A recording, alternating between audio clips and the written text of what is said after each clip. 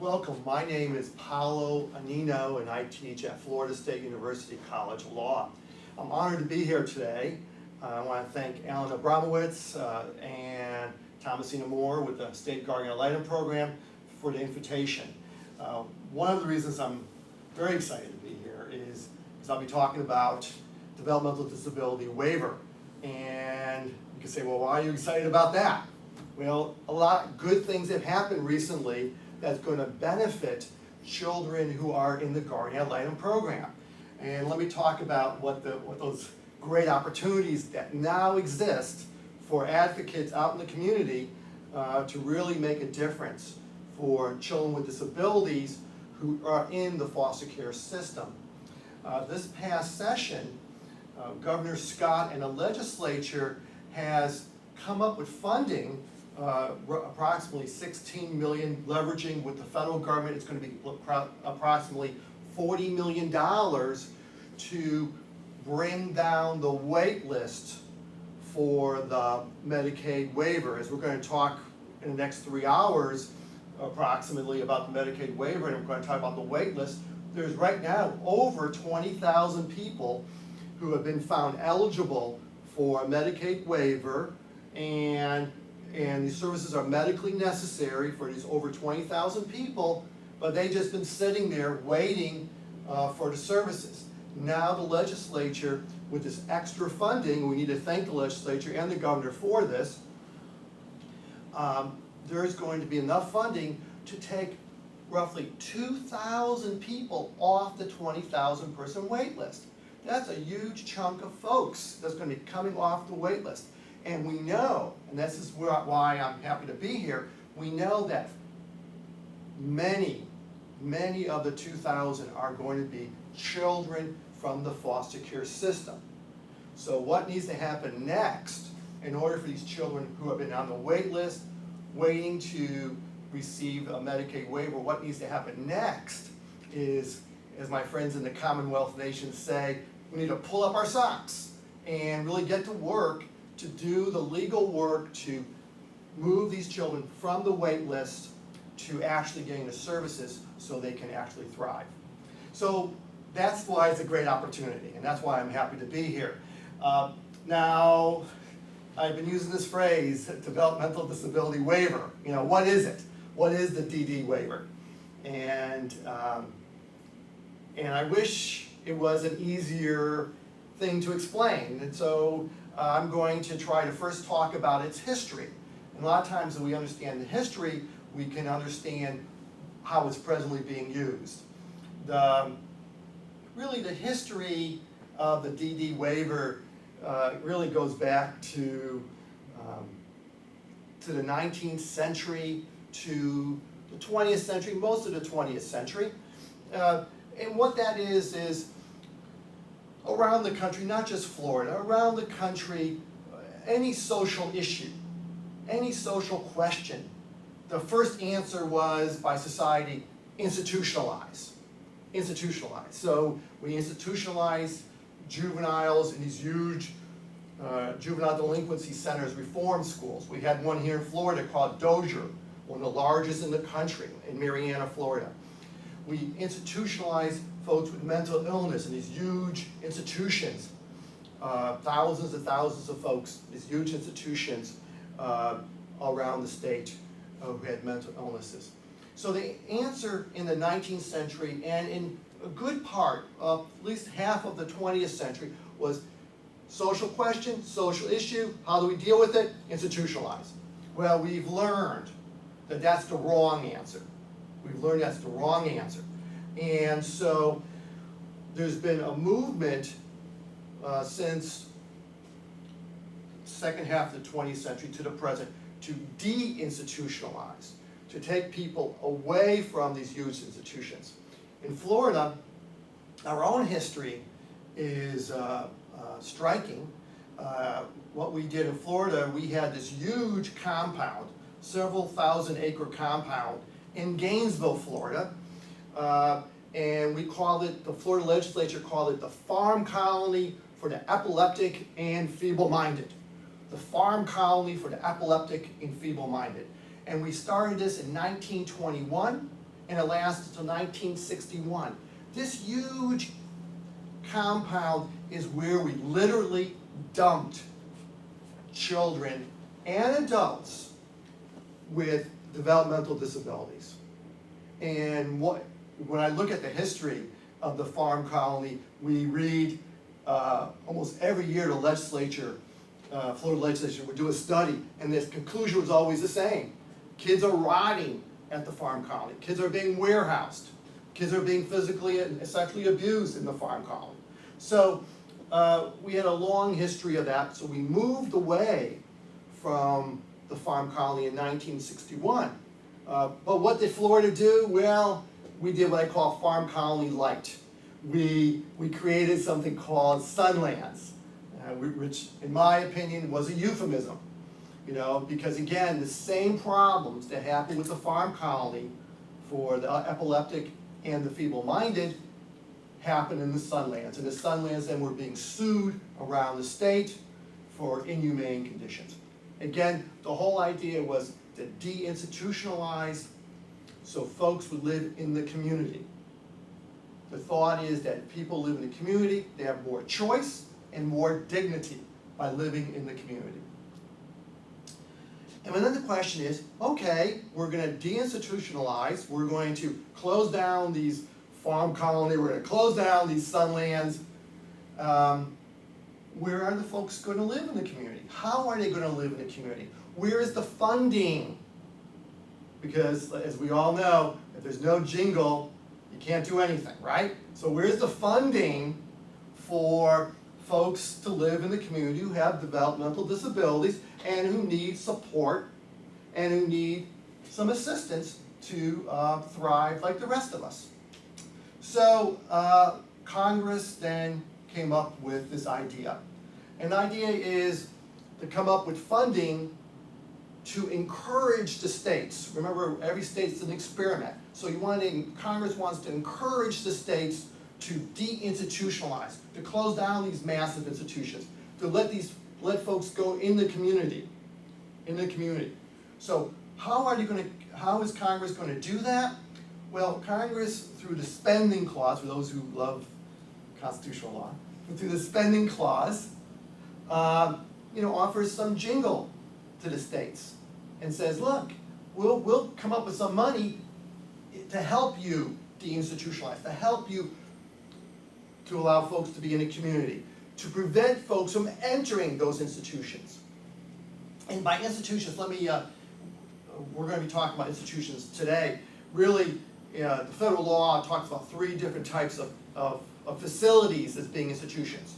One is a hospital, one is an intermediate care facility, an ICF, and one is a nursing facility. So those are, a lot of times when I talk about institutions now, I'll be talking about those 3 entities. So Congress then says, how are we going to do this? How are we going to fund this? And Congress looked at its Medicaid Act and said, well, maybe we could carve out, make an exception to our Medicaid Act that would help this population group. So it's not to help everyone in the state of Florida, it's to help the population group that's at risk of institutionalization. And Congress created something called, it's called Home and Community-Based Services Waiver. Home and Community-Based Services Waiver. Okay, that's a mouthful.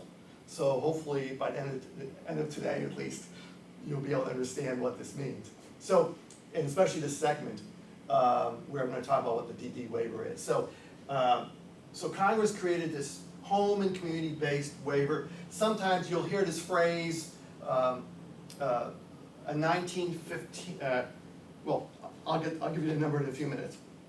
No, 1960, let me see, let me get it right here.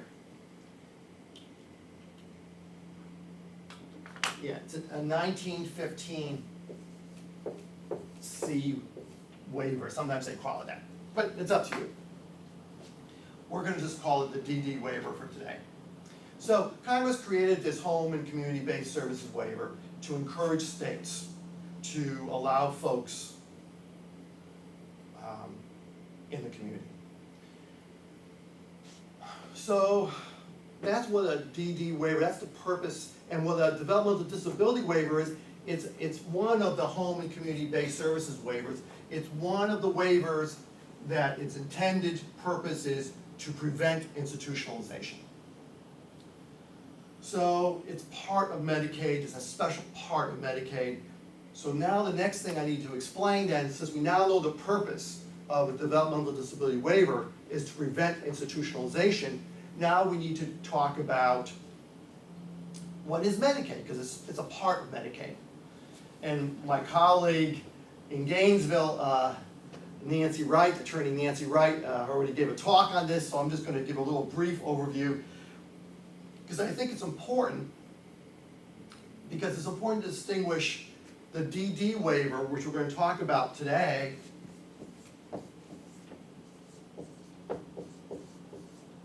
from other Medicaid programs. I remember just recently I did a trip to Boston, and I went to Jamaica Plains in Boston. It's a suburb, and there's this wonderful park and the park is designated for trees. So every tree, every major tree has a name to it, and they explain the type of trees. And when you go to the park, after a while, from reading one label after another, you really get a sense of distinguishing one type of tree from another type of tree. You know, one type of oak from another type of oak. That's one of my goals today. One of my goals today is to help you distinguish the DD Waiver Medicaid program from at least one other major Medicaid program that we're going to be talking about, and that's called the EPSDT program.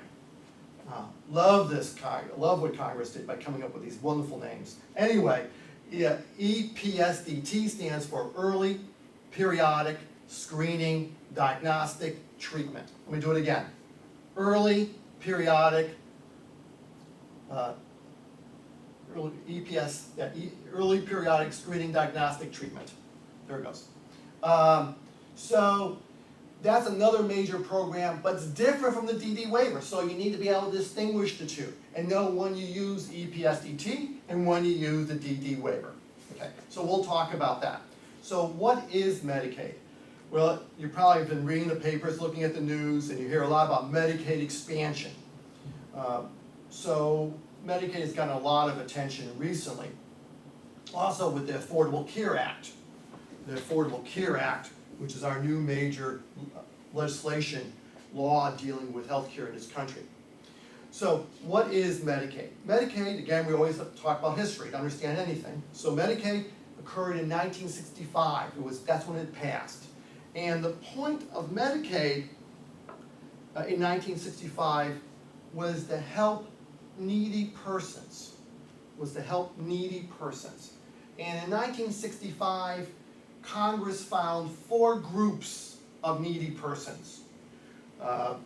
Congress found the disabled is a group of needy persons that they were going to offer Medicaid to, Medicaid services. Then Congress found, and they designated one group of the disabled especially, and that was what they called the blind. The blind, so the disabled, the blind, and then another group they designated was the elderly, and the 4th group they designated was families with children who are on what used to be called back then AFDC, or what we call welfare. So Congress, when they originally created Medicaid, was to provide health insurance for not everybody, but certain groups. And what's happened since 1965? Every year it seems to me, constantly the Medicaid Act has been expanded to do what? To include more and more and more categories and groups, so that now we have over 50 categories of groups of poor people who are needy persons who are now receiving Medicaid benefits. And what is Medicaid benefits? Well, the first thing to know about Medicaid, you get a Medicaid card, right? And with a Medicaid card, you have a Medicaid number. And my clients, the kids I represent, routinely lose their Medicaid cards. So as a little side tip, please, when you have a client, make sure to copy their Medicaid card because clients lose them all the time. Anyway, so you got a Medicaid card, and then say you're one of the groups, you're a child, a poor child, and you break your arm, you go to the doctor gets your card, scans the card, and the doctor gets paid, right? And it gets paid through Medicaid. That's traditional Medicaid. That's how it works.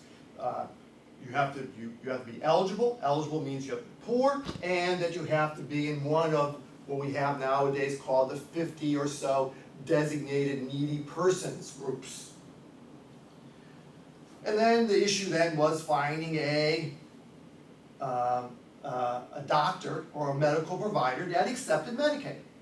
And one of the things I want to stress is, say you have the flu, a child has a flu.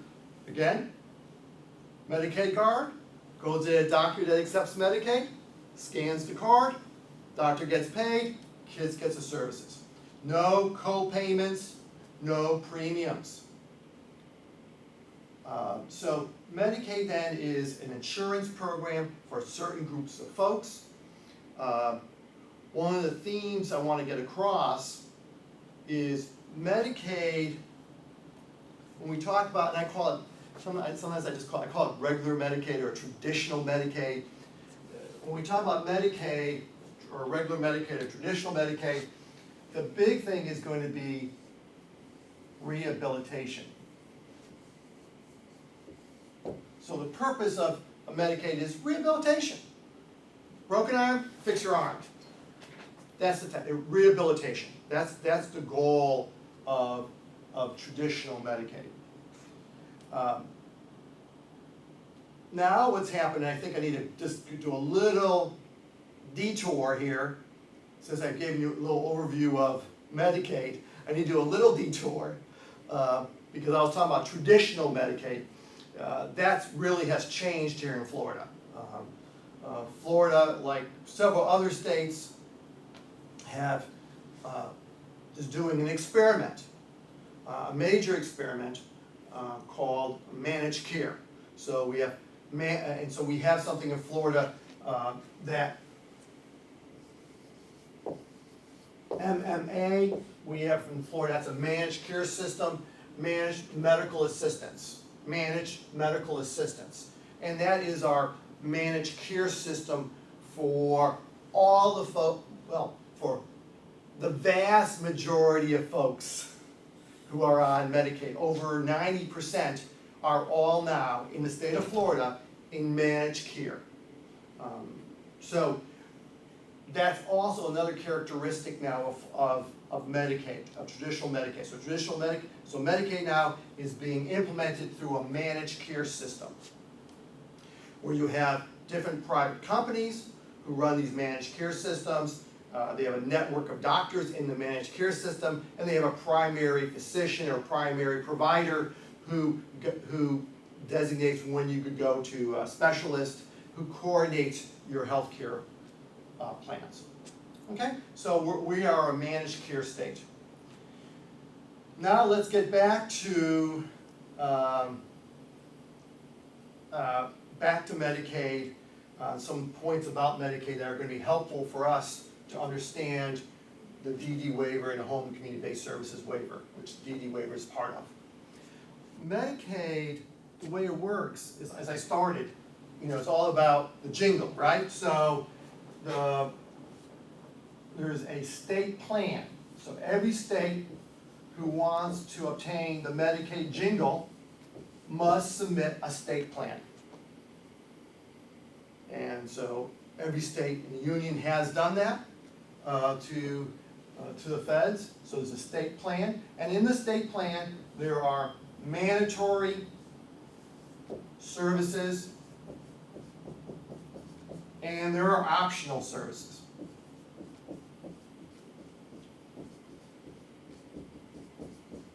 There are mandatory services and there's optional services in the state plans for Medicaid. So, as the words themselves show, A mandatory service is a service such as hospitalization.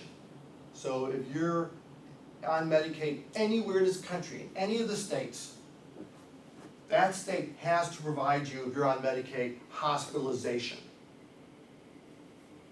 So it's a mandatory service.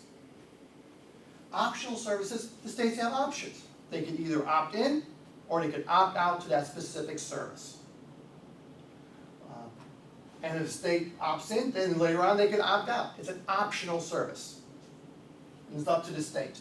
So every state will have different optional services, but every state will have a core group of services, medical services, that they cover anywhere in the country. Okay, so why am I talking about this? I'm talking about this is to understand EPSDT. EPSDT, Early Periodic Screening Diagnostic Treatment, is a mandatory service. What that means is, it's a mandatory service. What that means is that the state, every state in the union, every state, can't opt out of this one. They have to have an EPSDT program. Okay, Mr. Annino, what is EPSDT besides the initials? Why is it so important? Well, it's fundamentally important, and it's interesting here in Florida. Most folks don't know what EPSDT is, don't even use the phrase. Instead of using the phrase EPSDT, here in Florida, I hear a lot of folks use the phrase, oh, that child is on state plan. That's the phrase, state plan, they'll say.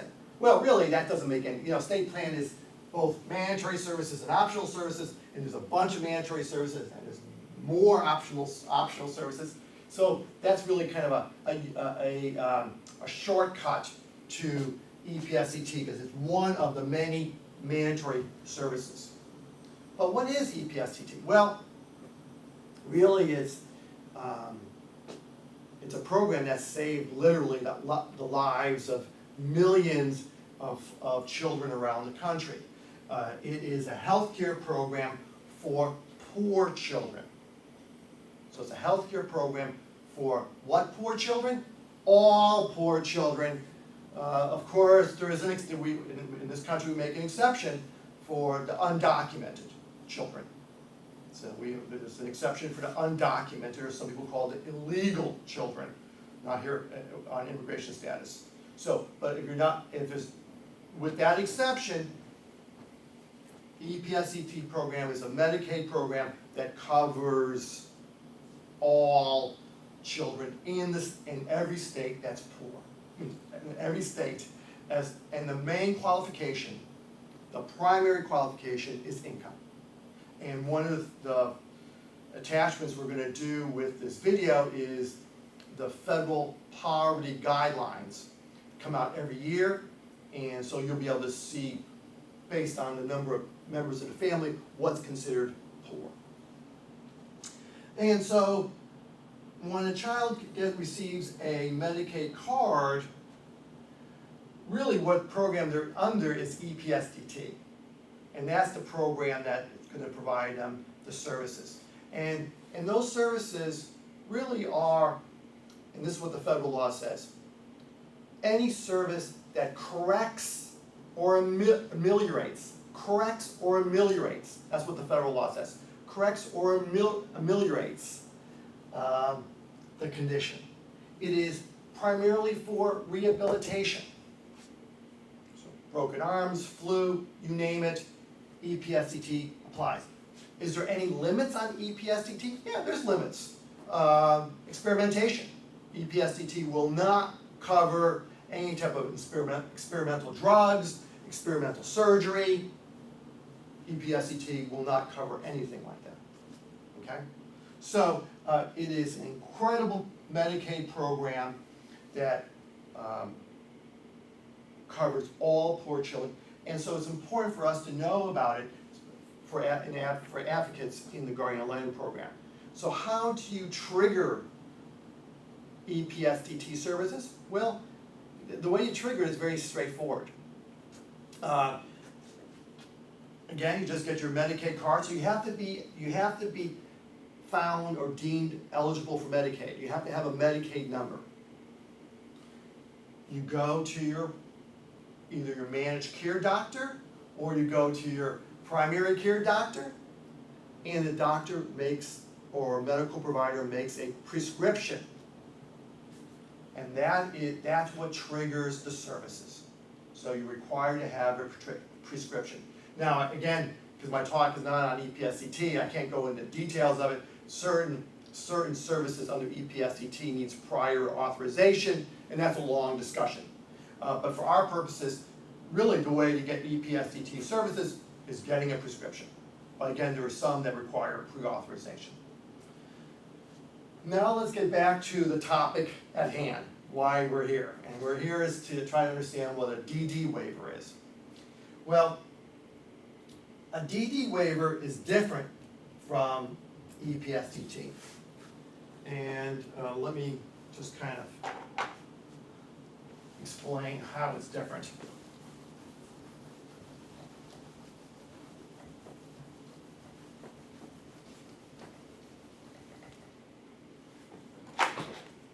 EPSDT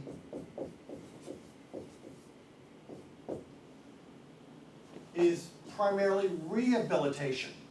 Rehabilitation, and we already talked about broken arm, get a cast, flu, antibiotics, versus habilitation. Habilitation is the services you need to live in the community. So services you need to live in the community. So it's broader, much broader than rehabilitation. So services you need to live in the community. And that's what the home and community-based services waiver, the DD waiver, what we're talking about here today, which is a type of home and community-based services waiver, the Florida DD waiver provides. It provides habilitation services. So we're going to talk about later on today, we're going to talk about those specific services like respite service, respite. What that is it gives a break to the primary caretaker so they can get reinvigorated in taking care of the child. So it gives the primary caretaker a break from dealing with the day-to-day issues of support that's required. That's one service. Another service we're going to talk about is environmental modifications. So that is a DD waiver service. So if a bathroom needs special types of pulleys, or for taking a shower, or special types of AD, Americans with Disability Act type of accessibility bars, it can be provided. So ramps can be provided. So again, rehabilitation, we're talking more of specific conditions, but habilitation is broader. So it includes companion services, it includes adult day programs, it includes residential habilitation. So it's much broader than rehabilitation, than the EPSDT program. So, and we know how to get on EPSDT, and that is through getting on Medicaid. And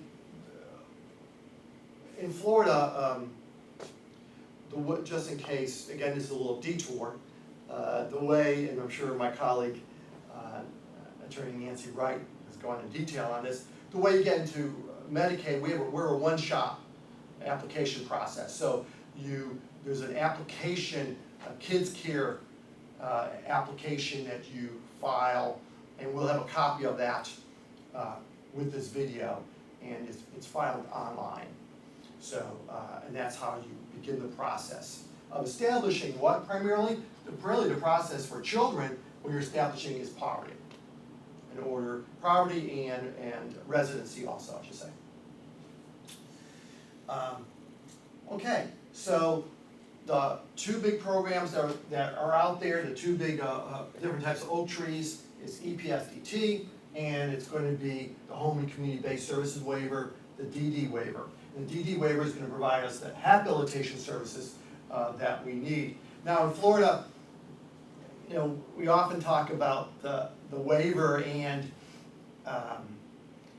everyone just kind of like takes for granted the DD waiver, Developmental Disability Waiver. And that's a waiver now for one population group, folks with developmental disabilities. So it's adults and children, adults and children. I went to a recent meeting and some folks at the meeting were saying, oh no, the DD waiver is only for adults. Wrong. That's all I can say, wrong. Right? That's wrong. The DD waiver is for children and adults, specifically, children and adults. Okay, so, but folks get confused because they think there's only one waiver. Some folks think there's only one waiver in the state of Florida. No, we have a lot of waivers. We have a lot of different types of waivers too. But just talking about home and community-based services waiver, which is intended to prevent institutionalization. Okay, that's the evil that Congress was addressing when they created the home and community-based service waiver, was to prevent institutionalization. So the Florida then has come up with a bunch of different waivers to prevent institutionalization. We have roughly, and I know right now Florida's trying to consolidate some of the waivers because we have so many. We have like 13 different home and community-based services waivers here in Florida. The one that I encounter in addition to the DD waiver, Developmental Disability Waiver, is the brain injury spinal cord waiver. That's a special waiver for that unique population to do what? To prevent institutionalization. That's the unique waiver for that.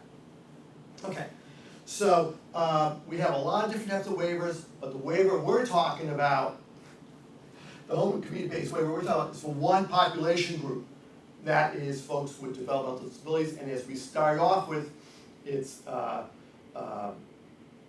is to prevent institutionalization, given our history of institutionalizing this population. So, to summarize, one of the things we tried to talk about today was the DD waiver. What is it? We learned that it's a special program of Medicaid. We learned that the goal is to prevent institutionalization. And we learned that it is intended for one population group, and that is adults and children who are developmentally delayed.